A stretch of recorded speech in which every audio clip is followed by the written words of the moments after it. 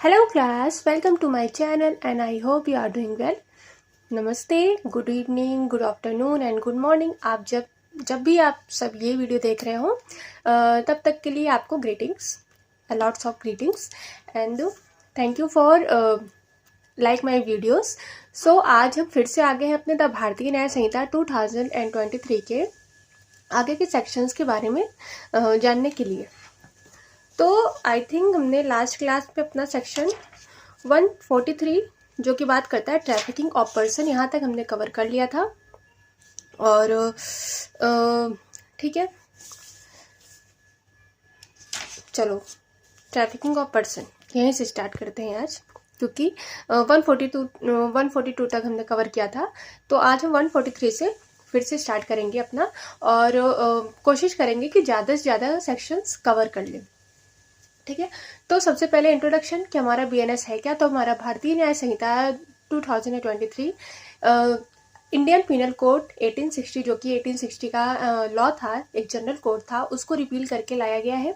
और ये एक सब्सटेंटिव लॉ है, हम जानते ही हैं। और इसमें पनिशमेंट, भाई ये जनरल कोड है तो दुनिया भर की, दुनिया भर की नहीं, हमारे कंट्री में जितने भी ऑफेंसेस हो रहे हैं उसका एक जनरल मीनिंग, मतलब उसका एक कंसोलिडेटेड फॉर्म हमारा बीएनएस में रखा गया है। इसका मतलब कोई भी ऑफेंस है तो उसका डेफिनेशंस क्या है। डेफिनेशन चलो ठीक है, अगर सारे एसेंशियल्स मिल रहे हैं तो जिस पर्सन ने ये ऑफेंस कारित किया है, यानी जो क्रिमिनल है, उसको कौन कौन से पनिशमेंट दी जा सकती है। ठीक है, और बाकी किसके द्वारा दी जा सकती है ये हम कहाँ पढ़ेंगे, हमारे भारतीय नागरिक सुरक्षा संहिता यानी BNSS में, क्योंकि वो पूरा प्रोसीजरल बात करता है।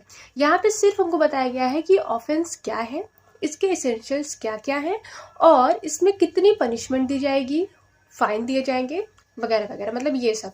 ठीक है, तो अभी तक हमने सेक्शन 142 तक कवर कर लिया है। तो जाहिर सी बात है हमने एक बहुत लंबा मतलब लंबा क्या 50 to 60% हमने हमारा बीएनएस का कवर कर लिया। तो आप उसको हमारे प्लेलिस्ट में जाके देख सकते हैं अगर आप देखना चाहें तो।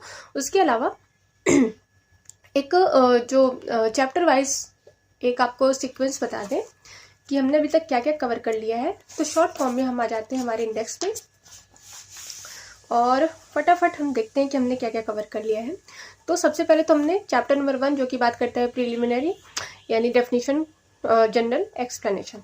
तो हमारा आईपीसी जो था वो हमारा जनरल एक्सप्लेनेशन अलग से देता था, यानी सेक्शन 6 to पूरा 52A तक, 52 यानी हर बार जो बात करता था वो पूरा हमारा जनरल एक्सप्लेनेशन के चैप्टर में आता था।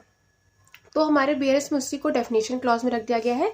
और कुछ जो कि बहुत ज़्यादा इंपॉर्टेंट है, जो कि बहुत ज़्यादा ब्रॉड इंटरप्रेट करते हैं, उसको सेक्शन 3 में रखा गया है, यानी जनरल एक्सप्लेनेशन के रूप में। फिर चैप्टर 2 हमारा आ जाता है पनिशमेंट बात करता है सेक्शन 4 to 13। तो ये हम पहले आईपीसी में पढ़ते थे सेक्शन 55 to 75 से लेके, है ना। तो अब वही चीज़ सेम टू सेम आगे हमारा 4 से लेके 13 तक। पनिशमेंट हमारा पहले 5 थी, अब 6 है, क्योंकि पहले 5 थी, जाहिर सी बात है स्टार्टिंग जब सबसे पहले जब हमारा आईपीसी आया था तो 6 ही थी, जिसमें से जो हमारा ट्रांसपोर्टेशन ऑफ द ये पनिशमेंट था उसको चेंज नहीं, सॉरी, उसको रिपील कर दिया गया था, तो हमारा 5 ही हो गया था, है ना।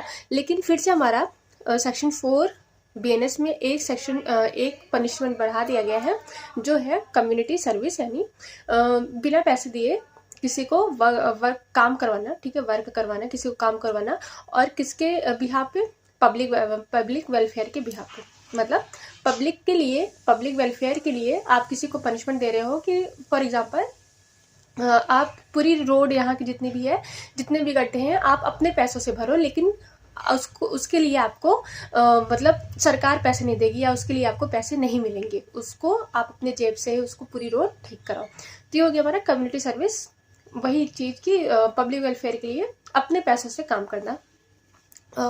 फिर ये पनिशमेंट का पूरा है।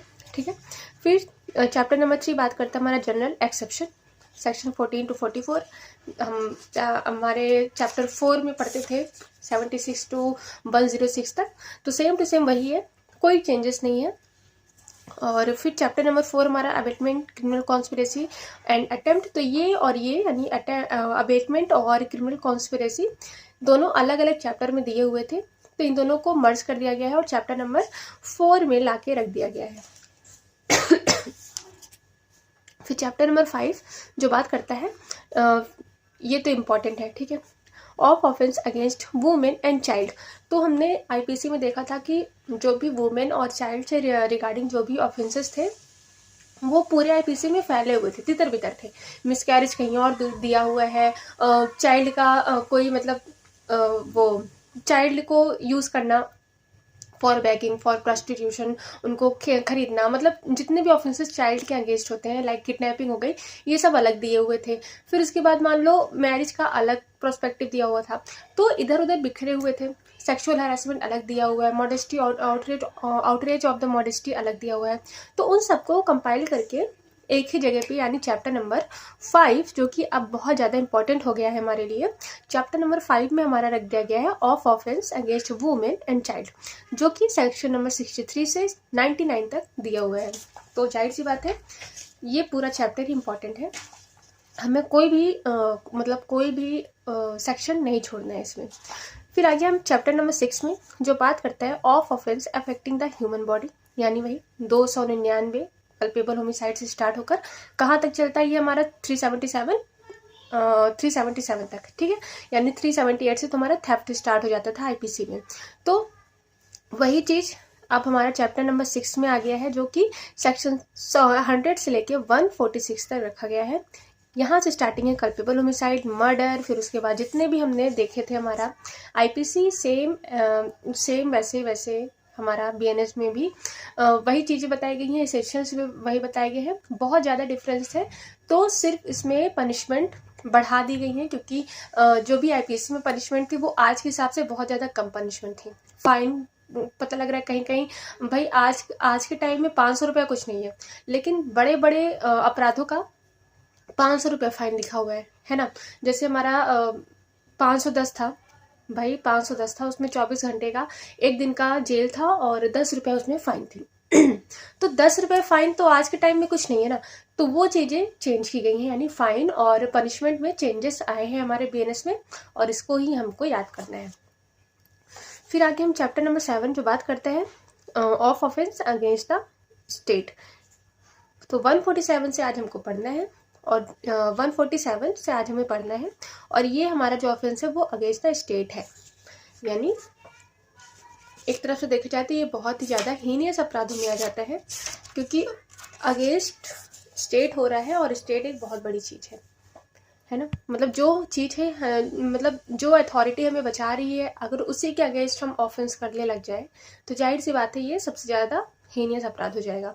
तो 143 ट्रैफिकिंग हमने पढ़ लिया था। इसमें वही है कि कोई पर्सन जो है किसी पर्सन को थ्रेट करने के लिए यूज़ करता है, या उसको डराने धमकाने के लिए यूज़ करता है, अब्यूज़ ऑफ पावर के लिए यूज़ करता है, फ्रॉड करता है, डिसेप्शन करता है, उसका एब्डक्शन यानी उसको एक जगह से दूसरी जगह तक ले जाता है बिना उससे कंसेंट के, उसको इंड्यूसमेंट करता है। किस पर्पज़ के लिए? उसको रिक्रूट करने के लिए, ट्रांसपोर्ट करने के लिए, हर्बर करने के लिए। यानी रिक्रूट्स का मतलब होता है कि किसी पर्सन को किसी चीज़ के लिए हायर करना, है ना। ट्रांसपोर्ट का मतलब वही है कि एक जगह से दूसरी जगह तक ले जाना। हार्बर का मतलब वही हो जाता है कि शरण देना, किसी को शरण देना। ट्रांसफ़र का भी वही है, कन्वे करना। और रिसीव अ पर्सन और पर्सन बाई, मतलब या तो किसी से ले रहे हो या किसी को दे रहे हो। तो ऐसी कंडीशन में ये हो गया हमारा ट्रैफिकिंग। अब ये ट्रैफिकिंग किसका हो सकता है?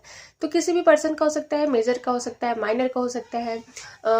मतलब ट्रैफिकिंग का मतलब वही होता है कि एक जगह से दूसरी जगह तक पर्सन को ले जाना, और उसके किस चीज़ के लिए, उनका एक पर्पस होना चाहिए जो जिन पर्पस के बारे में हमको इसके सब सेक्शन बताते हैं। मतलब या तो चाइल्ड की ट्रैफिकिंग हो रही है, ठीक है, whoever commits trafficking shall be punished, चलो ठीक है, 7 साल का हो गया। उसके बाद यहाँ पे कंसेंट ऑफ द विक्टिम, कोई भी यहाँ पे रिक्वायरमेंट नहीं है, यानी विक्टिम ने अगर कंसेंट दिया भी है कि हाँ मुझे ले चलो, तो ऐसा कुछ नहीं है। लाइक किडनैपिंग, हमारा ट्रैफिकिंग भी होता है कि यहाँ पे कंसेंट बिल्कुल ही इमटेरियल होता है। तो ये सब ज़्यादा मतलब इम्पॉर्टेंट है, लेकिन आई थिंक हमने पढ़ा लिया है, तो अब इसको पढ़ लेंगे। बाकी सेम जैसे हमारा आईपीसी में था वैसे यहाँ पर भी है, बस इसके पनिशमेंट में इधर उधर हुआ है। तो फिर अब स्टार्ट करते हैं सेक्शन चैप्टर नंबर 7 147 और ये बात करता है of offence against the state.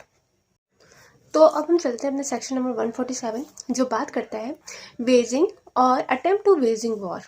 तो वेजिंग का मतलब होता है कि युद्ध छेड़ना, यानी कोई पर्सन जो कि युद्ध छेड़ता है किसके अगेंस्ट, गवर्नमेंट ऑफ इंडिया के अगेंस्ट, या तो युद्ध छेड़ने का अटेम्प्ट करता है यानी कोशिश करता है, या तो अबेट करता है। अबेट का मतलब वही होता है कि किसी अदर पर्सन को बहलाना फुसलाना, उनको इन्फ्लुएंस करना, एड करना, ये सब हमारा अबेटमेंट के अंदर आता है।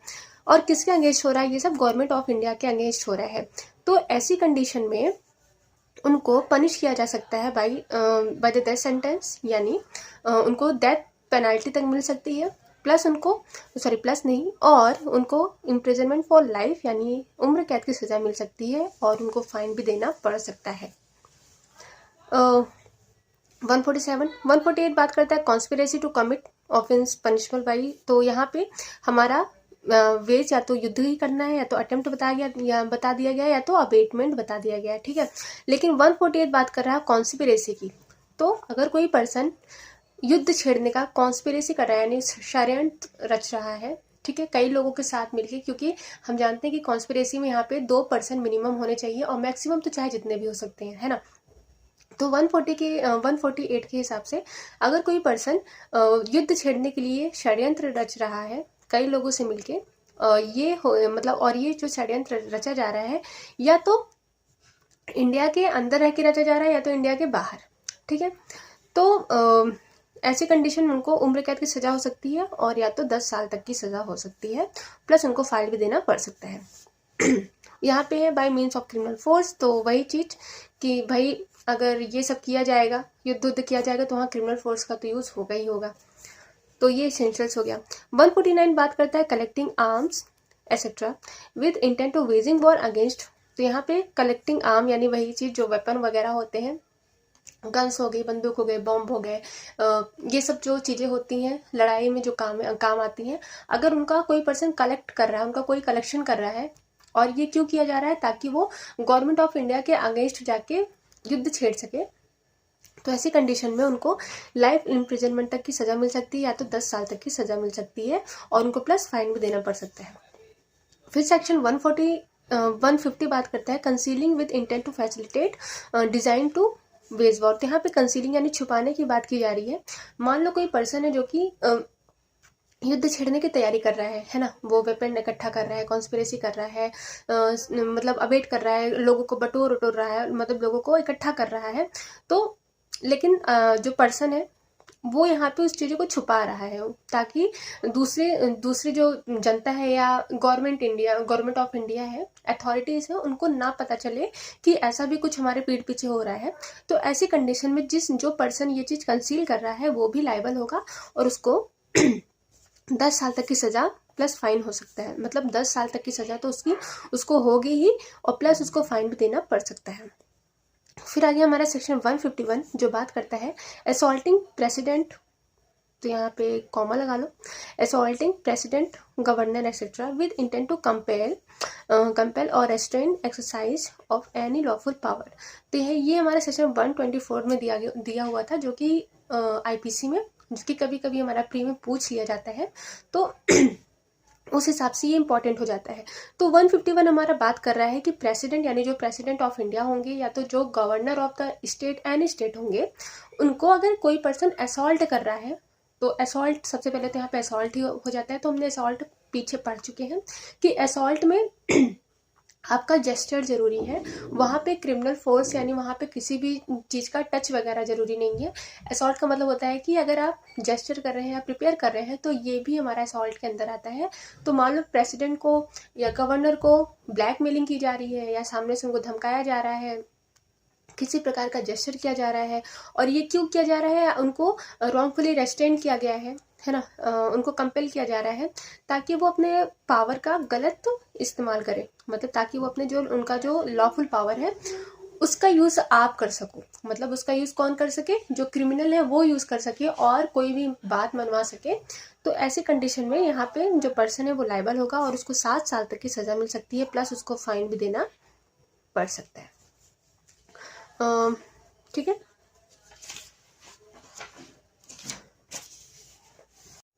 तो अब हम आते हैं अपने सेक्शन नंबर 152 पे, जो बात करता है act endangering sovereignty, unity and integrity of India. तो हमने 124A में सेडिशन लॉ पढ़ते थे हमारे आईपीसी में, जो कि बहुत ज़्यादा इम्पॉर्टेंट हुआ करता था, है ना। बाद में उसको अनकॉन्स्टिट्यूशनल भी करार दे दिया गया था। मतलब उसको एक तरफ से होता नहीं है कि एक ब्लैक कोट चढ़ा देना कि सेडिशन जैसी कोई चीज़ नहीं होती हमारे इंडिया में, क्योंकि हर पर्सन को फ्रीडम ऑफ स्पीच है ना। कोई अगर किसी भी गवर्नमेंट के खिलाफ अगर कोई हेटेड बोल रहा है, यानी कोई गलत चीज़ें बोल रहा है, तो ज़रूरी नहीं है कि उसके ऊपर देशद्रोह का लगा दिया जाए चार्ज। तो इसलिए सेडिशन को हमारा हटा भी दिया गया था हमारे आईपीसी से। प्रॉपरली नहीं हटाया गया था, लेकिन वहाँ पे मतलब कुछ एक ब्लैक कोट टाइप का दे दिया गया था कोर्ट के द्वारा कि अगर कोई पर्सन इस हद तक अगर किसी भी गवर्नमेंट की बुराई करता है तो उसको उसके ऊपर देशद्रोह का नहीं लगाया जाएगा चार्ज। तो जो वर्ड सेडिशन था इसका मतलब था देशद्रोह। तो देशद्रोह एक सही वर्ड नहीं माना जाता था हमारे लॉ के अकॉर्डिंग, क्योंकि सारे ही हमारे इंडियन सिटीजन हैं और उनको छोटी छोटी गलतियों के लिए पता लग रहा है कोई स्ट्राइक कर रहा है गवर्नमेंट के अगेंस्ट, तो उनको देशद्रोह कह दो। तो देशद्रोह एक बहुत बड़ी लाइबिलिटी हो जाती है किसी भी पर्सन के लिए। तो सेडिशन वर्ड ही यहाँ से हटा दिया गया है हमारा बीएनएस से। तो जाहिर सी बात है ये एक न्यू लॉ है।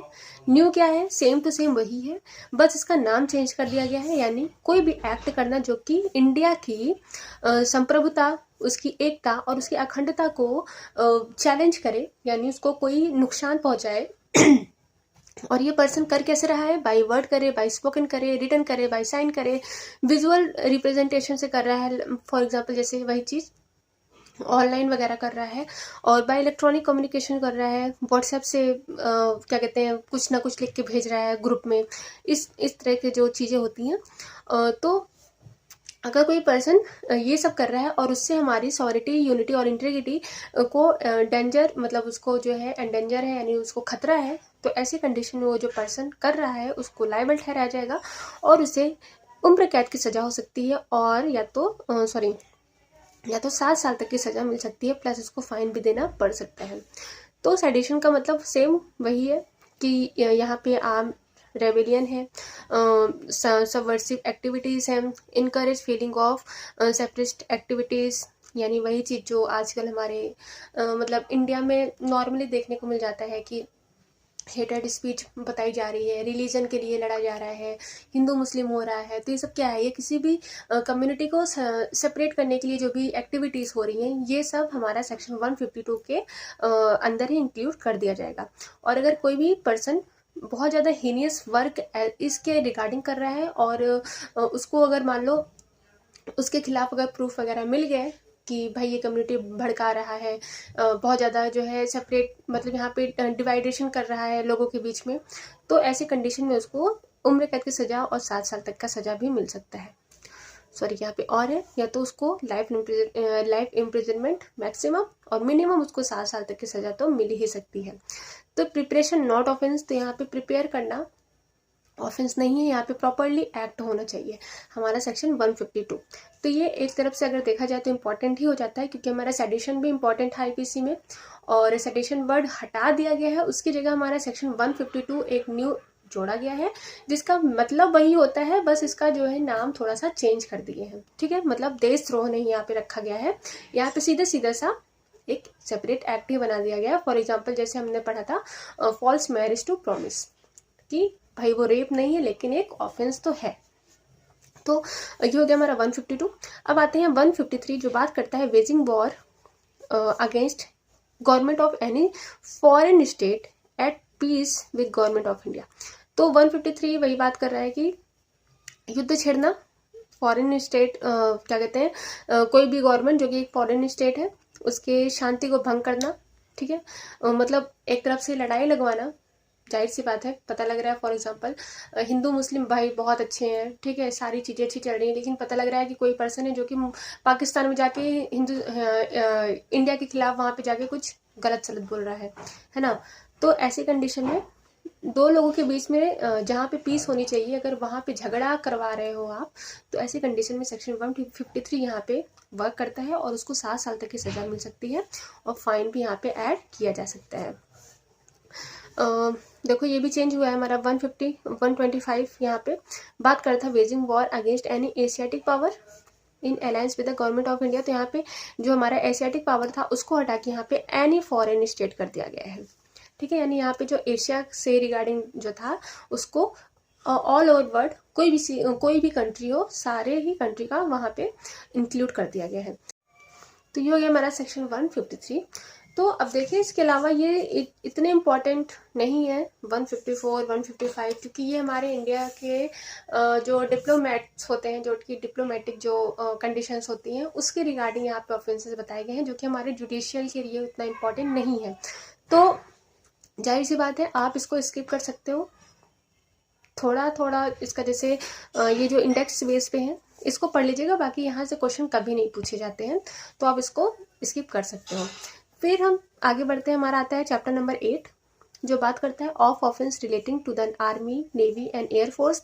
तो ये आर्मी नेवी और एयरफोर्स के अगेंस्ट या तो उनके द्वारा अगर कोई ऑफेंस किया जा रहा है तो उसके रिगार्डिंग बात करता है, यानी ये 159 से लेकर 168 तक दिया हुआ है। तो ये भी उतना इम्पॉर्टेंट नहीं है, हमारे एग्जाम में नहीं पूछा जाता है, बहुत पूछा जाता है तो इंडेक्स बेस पर इससे क्वेश्चंस आ जाते हैं। जैसे 159 में हो गया अवेटिंग म्यूटिनी और attempt to seduce a soldier और sailor airman from his duty.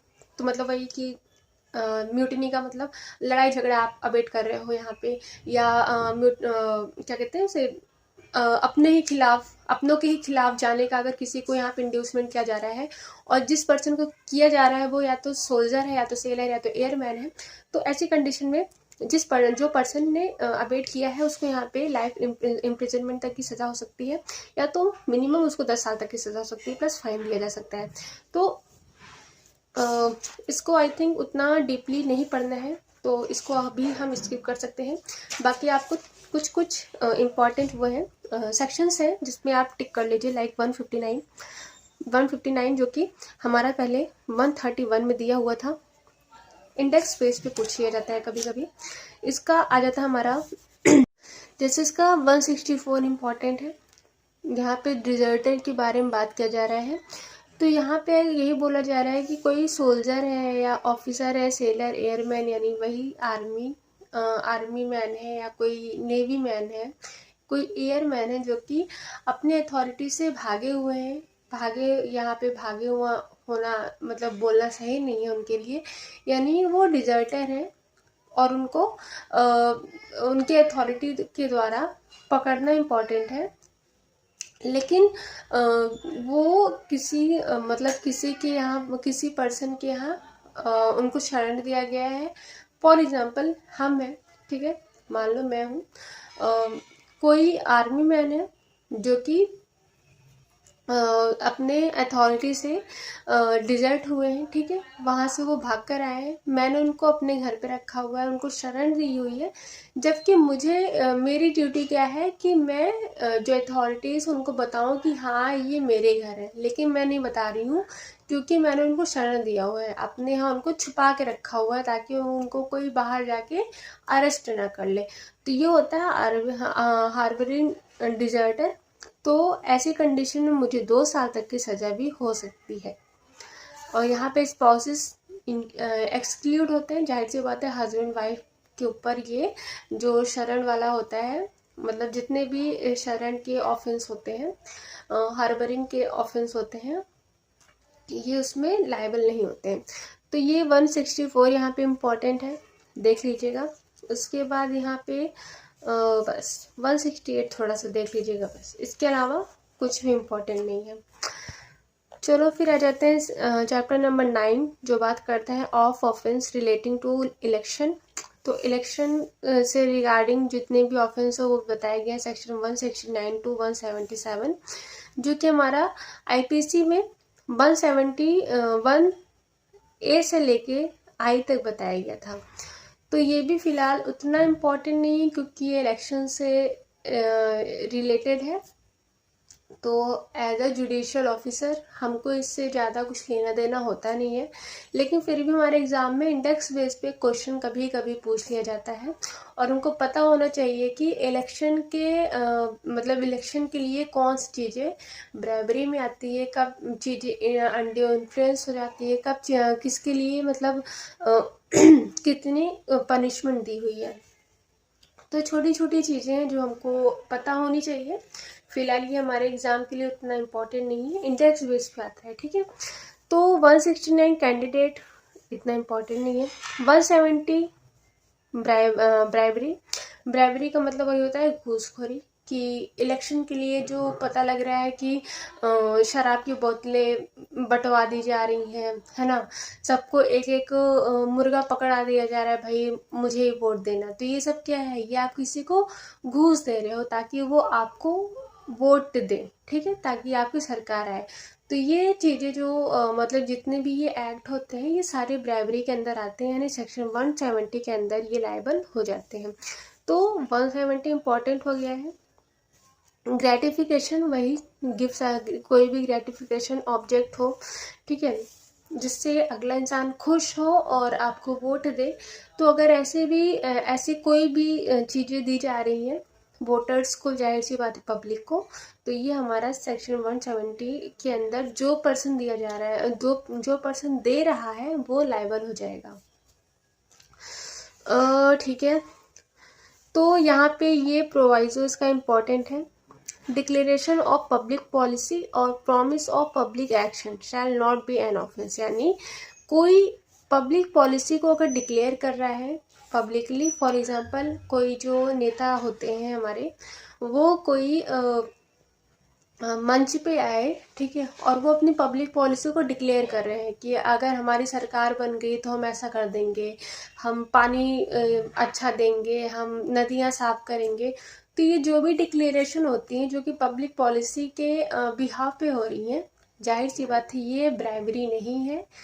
उनके वादे मतलब झूठे भी हो सकते हैं, जैसा कि हम देखते ही हैं कि जितना कहते हैं उतना होता नहीं है, लेकिन फिर भी ये हमारा कोई भी ऑफेंस नहीं है। और या तो प्रॉमिस ऑफ पब्लिक एक्शन, या तो वो किसी भी तरह का प्रॉमिस कर रहे हैं कि आप मुझे वोट दो, मैं आपको मतलब 2 साल का राशन फ्री कर दूंगा, है ना, या तो बस की टिकटें फ्री कर दूंगा। तो ऐसी चीज़ें जो प्रॉमिस की जा रही हैं ये भी ब्राइबरी में नहीं आती हैं। चलो फिर सब सेक्शन 2, 3 और बाकी इसका पनिशमेंट हमको आगे देखने को मिलेगा। फिर 171 इम्पॉर्टेंट है, अंडर इन्फ्लुएंस एट इलेक्शन। तो किसी को इन्फ्लुएंस करना गलत तरीके से, मतलब मालाफाइड इंटेंशन से उसको इन्फ्लुएंस करना, ये भी हमारा सेक्शन 171 के अंदर आता है, ये भी ऑफेंस है। 172 इम्पॉर्टेंट हो जाता है, पर्सनेशन एट इलेक्शंस। तो यहाँ पे ये जो है वोटर्स के ऊपर अप्लाई होता है कि पता लग रहा है आधार कार्ड किसी और का है और वोट कोई और देने जा रहा है। तो इस प्रकार की जो भी कंडीशंस होती हैं वो हमारी सेक्शन 172 में आती है। फिर पनिशमेंट इम्पोर्टेंट हो जाता है कि 173 में ब्राइबरी का पनिशमेंट 1 साल तक की सज़ा है, और 174 में हमारा अंडर इन्फ्लुएंस जो है वो 1 साल तक की सज़ा बताता है। 175 false statement in connection with and, कोई फॉल्स स्टेटमेंट दी जा रही है, जैसा नहीं था वैसा आप उसको गलत तरीके से तोड़ मोड़ के बता रहे हो, तो यहाँ पे इंसान को फाइन की सज़ा हो सकती है। 176 में इलीगल पेमेंट यहाँ पे पेमेंट्स इलीगल हो रही हैं, ठीक है। पब्लिक मीटिंग में आप पैसे बांट रहे हो, मतलब आप नहीं, जो नेता होते हैं, एमएलए होते हैं, एमपीस होते हैं, मान लो वो गए हैं पब्लिक में सबको 500 रुपये दे रहे हैं कि आप मुझे वोट दीजिएगा, तो ये क्या है, ये इलीगल पेमेंट्स हो रही हैं। तो इस कंडीशन के लिए उनको फाइन की सज़ा हो सकती है, यानी उनको 1000 रुपीज़ एज अ फाइन देना पड़ सकता है। 177 failure to keep election accounts. यहाँ पे 5000 फाइन बताया गया है। ठीक है, तो ये हो गया हमारा। इम्पॉर्टेंट नहीं है लेकिन आप इंडेक्स बेस पे उसको एक बार देख लीजिएगा। फिर आते हैं हम चैप्टर नंबर 10 पे, जो बात करता है of offence relating to coin, currency note, bank note and government stamp. तो ये जितने भी हमने चैप्टर देख रहे हैं 7, 8, 9, 10, 11 आने वाला, तो ये सारे चैप्टर्स बहुत ही ज़्यादा मतलब एक इंडेक्स बेस पे से क्वेश्चन आते हैं। मेंस के लिए तो मान के चलिए आता ही नहीं है। ठीक है, क्या ही पूछ लेंगे, पता लगा 1 नंबर का क्वेश्चन पूछ ले रहे हैं आपसे कि बता दो भाई पनिशमेंट, ब्राइबरी क्या है, उसका पनिशमेंट क्या है इलेक्शन का। तो सेम टू सेम जो सेक्शन में लिखा है वही उठा के लिख देना है। तो 1 नंबर से ज़्यादा तो क्वेश्चन आएगा नहीं मेंस में। ठीक है, बाकी प्री में आपको इंडेक्स बेस पे क्वेश्चन आ सकता है, तो ये आप बार बार पढ़ने से आएगा और इसमें समझने जैसी कोई चीज़ नहीं है। तो काउंटर फिटिंग चैप्टर नंबर 10 जो कि 178 से 188 बात करता है।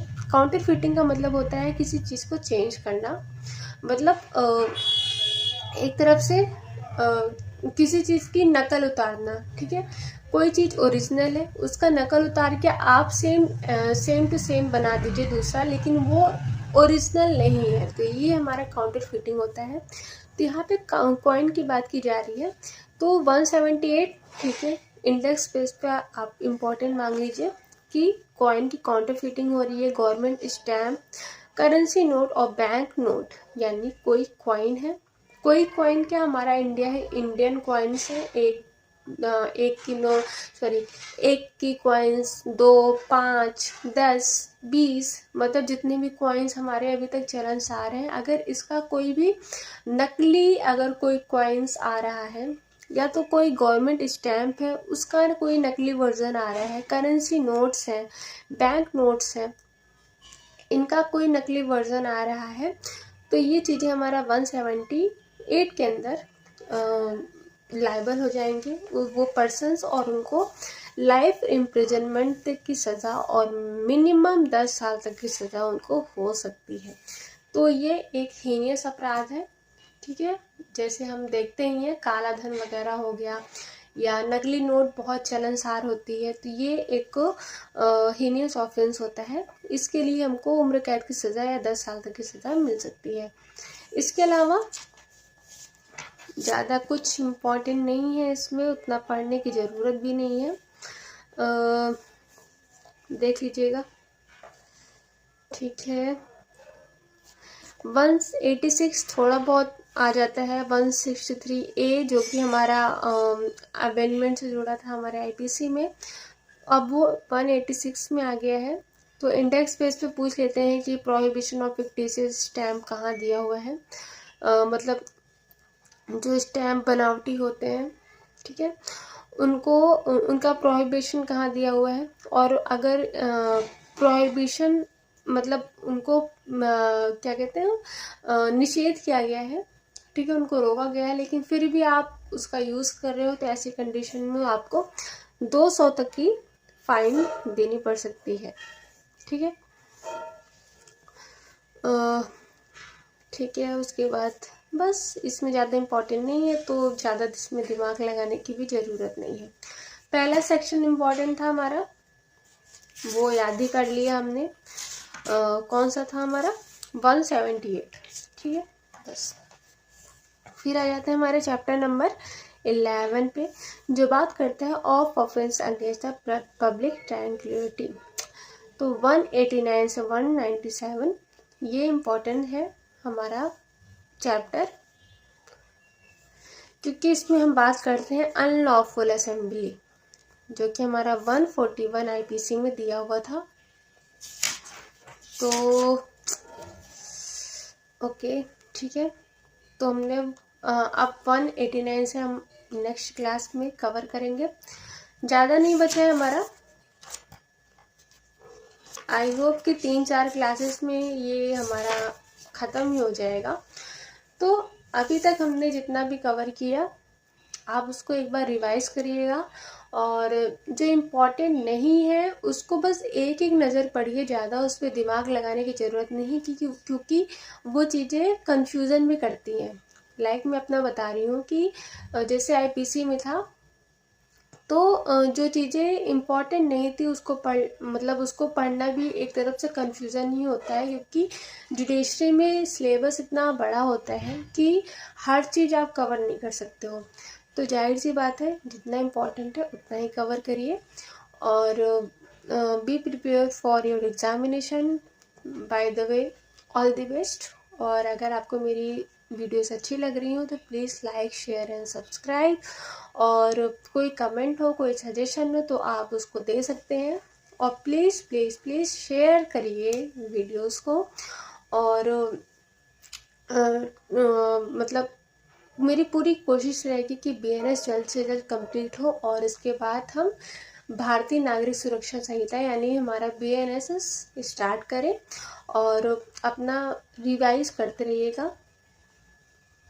आईपीसी की तरह ये भी हमको रट ही जाएगा जल्दी। तो thank you and all the best.